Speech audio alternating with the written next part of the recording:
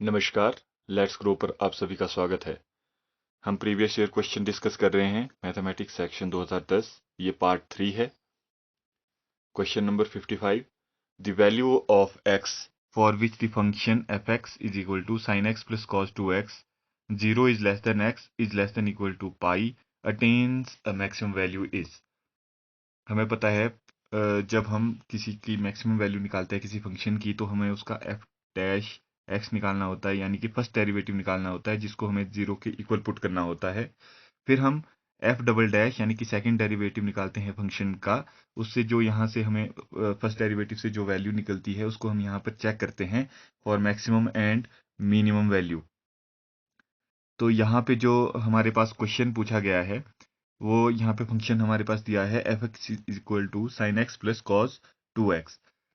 तो अब हम अगर एफ डैश एक्स निकालना चाहें, F dash x means derivative of function F x plus cos 2x, तो इसका डेरिवेटिव फर्स्ट डेरिवेटिव निकलेगा एफ एक्स का, साइन एक्स का derivative is cos x, cause of x, cause 2x का is minus 2 sine 2x। अब इस term को हमें जीरो पुट करना है, cos x minus 2 sine 2x is equal to 0। हमें यहाँ से वैल्यू निकालनी है cos x minus 2 sine 2x। तो cos x की वैल्यू यहाँ से cos x minus 2 sine 2x की वैल्यू होती है 2 साइन x cos x, यही वैल्यू होती है 2 sine x cos x is equal to 0। तो यहाँ से हमारे पास आएगा cos x को हम बाहर ले सकते हैं, cos x अंदर बचेगा 1 plus 4 sine X is equal to 0। यहाँ से हमारे पास cos x 0 हो जाएगा, तो हमारे पास बचेगा 1 plus 4 sine X is equal to 0। ठीक है, तो यहाँ से साइन x की वैल्यू आएगी sine x is equal to 1/4, which implies x is equal to sine inverse 1/4। तो हमारे पास जो सही ऑप्शन है साइन इनवर्स 1/4, ऑप्शन ए सही हो जाएगा। नेक्स्ट क्वेश्चन हमारे पास है 56, 1 plus X square over 2 factorial plus so on plus X raise power n minus 1 over n minus 1 factorial plus n X raise power n over n factorial is equal to, तो ये expand form है ई raise power x की, तो सही है option हमारे पास B हो जाएगा। नेक्स्ट ऑप्शन है, क्वेश्चन है द कांस्टेंट ऑफ इंटीग्रेशन। जो हम जब हम किसी इंटीग्रल को सॉल्व करते हैं, इंटीग्रेशन को हम सॉल्व करते हैं, तो हमारे पास आंसर में प्लस सी आता है। किसी भी जब हम इक्वेशन को सॉल्व करते हैं, इंटीग्रेशन इक्वेशन को, तो हमारे पास प्लस सी आता है, जिसको हम कांस्टेंट ऑफ इंटीग्रेशन बोलते हैं। तो यहाँ पर क्वेश्चन पूछा गया है, तो जो कांस्टेंट ऑफ इंटीग्रेशन होता है वो कैसा होता है, उसका नेचर कैसा होता है। तो इसका सही आंसर होगा option D, it may be imaginary और रियल। ये आयोटा की फॉर्म में भी हो सकता है और रियल फॉर्म में भी हो सकता है। ठीक है, तो ऑप्शन डी यहाँ पर सही हो जाएगा। नेक्स्ट क्वेश्चन है integration tangent x d x is equal to, ये तो डायरेक्ट क्वेश्चन है, सेकंड स्क्वायर एक्स इसकी इंटीग्रेशन होती है। नेक्स्ट क्वेश्चन है हमारे पास, if n is a positive integral then root of n plus 1 is equal to, ये होता है n फैक्टोरियल के इक्वल। नेक्स्ट जो हमारे पास है the surface area of a segment of a sphere of radius ए, कोई स्फीयर है जिसकी रेडियस ए है, रेडियस ए और हाइट बोल रहा है h। कोई भी हमारे पास सेगमेंट है जिसकी हाइट h है और रेडियस a है स्फीयर की, तो ये मैक्सिमम वैल्यू कब अटेन करेगा। तो इसके सही आंसर होगा 2 पाई ए एच, ऑप्शन सी। ये क्यों होगा, हम एक बेलन को ही ले लेते हैं जिसकी रेडियस a है और हाइट h है, तो इसकी maximum value 2 pi A H हो जाएगी। नेक्स्ट क्वेश्चन है द सीरीज इज, ये सीरीज हमारे पास डाइवर्जेंट सीरीज होगी। नेक्स्ट क्वेश्चन है द पॉइंट फॉर्म अ, यहाँ पे हमारे पास लेट हम पॉइंट मान लेते हैं ए 0, -1, बी -2, 3, सी 6,7 और डी पॉइंट मान लेते हैं 8,3। तो यहाँ से हम डिस्टेंस फार्मूला लगाएंगे। डिस्टेंस फार्मूला ए बी का डिस्टेंस निकालना चाहें तो हम निकालते कैसे थे distance, x2 minus x1 plus y2 minus y1, ऐसे हम डिस्टेंस निकालते थे। ठीक है, x2 माइनस x1, तो इसको जब हम सॉल्व करेंगे ये बनेगा हमारे पास root of x2 minus x1 is -2 minus 0 का whole square plus y2 minus y1, 3 minus 1 is +1 का होल स्क्वायर।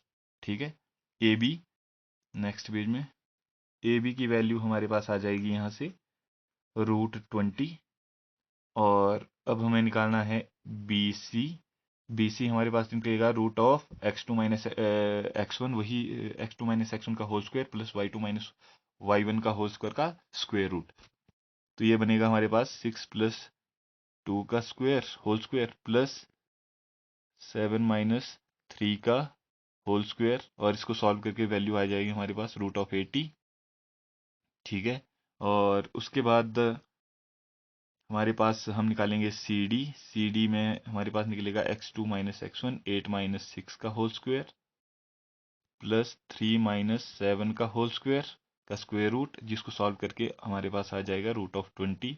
सेम हम इसी से निकालेंगे डी ए निकालेंगे डिस्टेंस फार्मूले से, तो स्क्वायर रूट ऑफ 8 माइनस 0 का होल स्क्वायर प्लस 3 + 1 का होल स्क्वायर, जिसको सॉल्व करके हमारे पास आ जाएगा √80।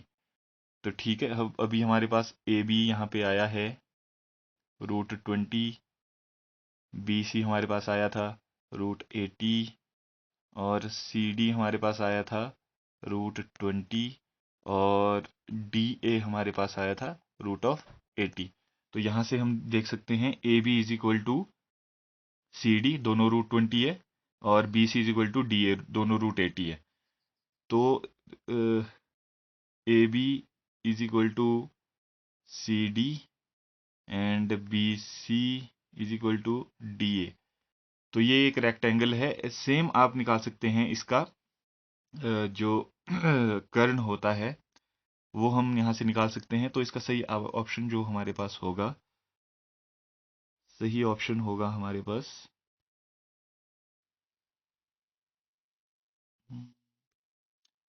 रेक्टेंगल, इसका सही आंसर है 63 का। नेक्स्ट क्वेश्चन हमारे पास है the equation of a straight line which makes an angle 90 degree with the position of x axis and passing through origin. हमें सबसे पहले क्वेश्चन को समझना है, फिर उसको सॉल्व करना है।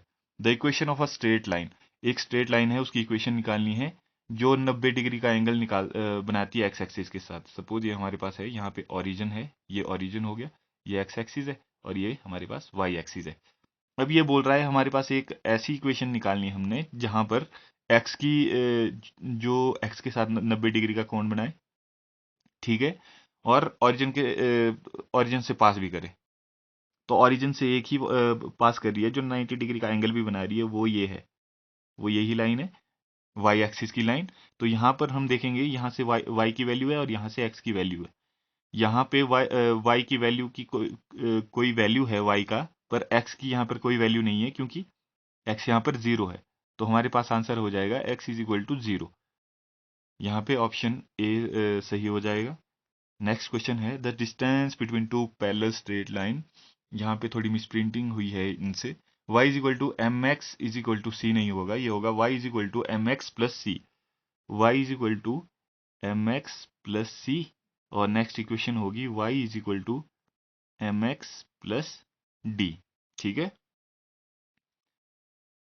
नेक्स्ट पेज में हम इसको करेंगे। तो यहां से हम इसको लिख सकते हैं M x plus C minus Y is equal to 0, इसको इक्वेशन 1 मान लेते हैं हम। ठीक है, नेक्स्ट इक्वेशन होगी M x plus D minus Y is equal to 0 is equal to this. ठीक है, अभी हमारे पास इसने बताया है स्ट्रेट लाइन है जो पैरेलल है, तो इनके बीच का डिस्टेंस होता था D is equal to mod of C minus D divided by root of A square plus B square, ये इसका फॉर्मूला होता था। ठीक है, अगर हम इस इक्वेशन, जो स्टैंडर्ड इक्वेशन होती थी वो होती थी a x plus b y plus c. ठीक है, सेकेंड इक्वेशन होती थी a x plus b y plus c, ये C1 होता था, ये C2 होता था, is equal to zero is equal to zero. अगर हम प्रीवियस इक्वेशन जो हमारे पास क्वेश्चन में दी है उससे कंपेयर करें तो हमारे पास जो डिस्टेंस बनेगा d इज इक्वल टू वो बनेगा mod of c minus D divided by M square plus 1। ठीक है, तो हमारे पास जो सही आंसर बनेगा c माइनस डी, ये ऑप्शन ए हमारे पास सही हो जाएगा। ठीक है, नेक्स्ट क्वेश्चन हमारे पास है latus rectum of a parabola is equal to, straight answer पूछा है, फॉर्मूला पूछा है, 4a के इक्वल होता है। नेक्स्ट क्वेश्चन है what is the radius of a sphere passing through the 4 point दिए हैं एंड हैविंग सेंटर भी दिया है। ठीक है, अभी यहाँ पे एक हमारे पास मिस प्रिंट हो गया है, तो यहाँ पे ऑप्शन 3 है, ऑप्शन सी में ऑप्शन 3 है। तो हम इसको सॉल्व करेंगे। सबसे पहले जो इक्वेशन होती है सर्कल की, स्फीयर की जो इक्वेशन होती है वो हमारे पास होती थी x माइनस ए का whole square plus y minus b का whole square plus z minus c का whole square is equal to are square, जहाँ पे r हमारे पास रेडियस होती थी। तो यहाँ पे अगर हम पॉइंट की बात करें, प्रीवियस पेज में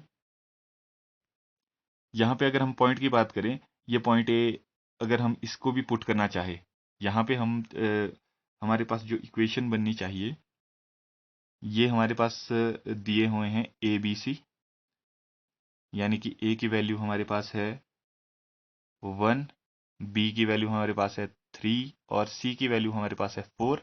अब हम इन में से किसी भी पॉइंट से हम इसको सॉल्व कर सकते हैं। हम पॉइंट 1 को ही, अगर पॉइंट 1 से इसको सॉल्व करना चाहें तो यहाँ पर x की वैल्यू 3 थी, तो 3 माइनस 1 का होल स्क्वायर प्लस 2 माइनस 3 का होल स्क्वायर प्लस 2 माइनस 4 का whole square is equal to are square. Radius हमें निकालनी है, तो आर स्क्वायर हमारे पास आ जाएगी 3 माइनस 1 इज 2 का whole square is 4 plus 2 minus 3 is minus 1 का whole square is 1 plus 2 minus 4 is minus 2 का whole square is 4 is equal to 9। तो आर की वैल्यू हमारे पास आ जाएगी square root of 9 which is equal to 3। तो हमारे पास सही ऑप्शन बन जाएगा यहाँ पे ऑप्शन सी, जिसमें ऑप्शन सी यहाँ पे मिसप्रिंट है, 3 इसका राइट आंसर हो जाएगा। नेक्स्ट क्वेश्चन हमारे पास है इफ टू वेक्टर्स, हमारे पास दो वेक्टर दिए है, परपेंडिकुलर है, तो हमें लैम्बडा की वैल्यू निकालनी है। ठीक है, तो अभी हमें पता है कि अगर दो वेक्टर जो है परपेंडिकुलर होते हैं तो उनका जो स्केलर प्रोडक्ट होगा वो हमेशा 0 होगा। ठीक है, तो यहाँ से अगर हम स्केलर प्रोडक्ट निकालना चाहें तो ये होगा 3i cap plus 4j cap dot 5i cap plus lambda j cap, इसको हमें इक्वल करना है 0 के, इज इक्वल टू 0। ठीक है, तो यहाँ पे 5 3s are 15, i dot I is 1 plus 4 into lambda is 4 lambda is equal to 0 के इक्वल पुट करना है। यहाँ से हमें हमारे पास लैम्बडा की विच इंप्लाइज लैम्बडा की वैल्यू आ जाएगी हमारे पास विच इज माइनस 15/4। ठीक है, लैम्बडा की वैल्यू हमारे पास आ जाएगी माइनस 15/4। तो यहाँ पे माइनस 15/4 ऑप्शन सी हमारे पास सही हो जाएगा। नेक्स्ट क्वेश्चन है the latest rectangle of a parallelepiped whose side are given by the vectors is। ठीक है, हमारे पास पैरेललोपाइड दिया है जिसकी हमें निकालनी है, वॉल्यूम निकालनी है। तो वॉल्यूम के लिए हमारे पास जो होता था, वॉल्यूम निकालते थे हम,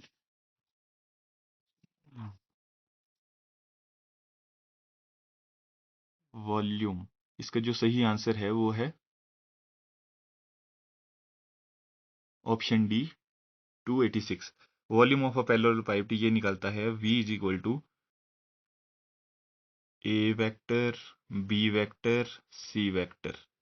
ठीक है, तो ये निकलेगा हमारे पास 11 एंड 2 13। इसको सॉल्व करके जो निकलेगा वो हमारे पास ऑप्शन यहाँ पे दिया है 286, इसका सही आंसर है, ये इसकी वॉल्यूम है। तो इसी के साथ हमारा 2010 का मैथमेटिक्स सेक्शन कंप्लीट हो गया है। वीडियो अच्छी लगी हो तो लाइक करें और चैनल को सब्सक्राइब करें। धन्यवाद।